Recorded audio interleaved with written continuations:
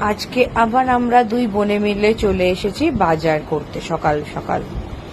আজকের বাজার করাটা একটু স্পেশাল, কেননা এটা হচ্ছে জামাই ষষ্ঠী স্পেশাল বাজার। এই যে কি বড় বড় চিংড়ি মাছ পাওয়া গেছে। আমাদের এবছর মানে অনেক, প্রায় বলতে গেলে 5 বছর পর আবার ষষ্ঠী আমাদের পাচ্ছি আর কি, ষষ্ঠী করতে আমরা এসছি। আর তার জন্য একটা আলাদা আনন্দ আছে, কেন মা বা দিদি চলে যাওয়ার পর আমাদের ষষ্ঠী বন্ধ হয়ে গেছিল। আজকে সকাল সকাল আমার বরও চলে এসেছে দিদির বাড়িতে। এখন দুপুরের খাওয়া দাওয়া করছে আমার জামাইবাবু আর বর মিলে। আর এই যে কাকিমা এদেরকে বসিয়ে খাওয়াচ্ছে। এই পুরো অ্যারেঞ্জমেন্টটাই করেছে আমার কাকিমা। আর এখানে বাচ্চারা সব আর কি গল্প করছে, আড্ডা মারছে ভাই বোনরা মিলে।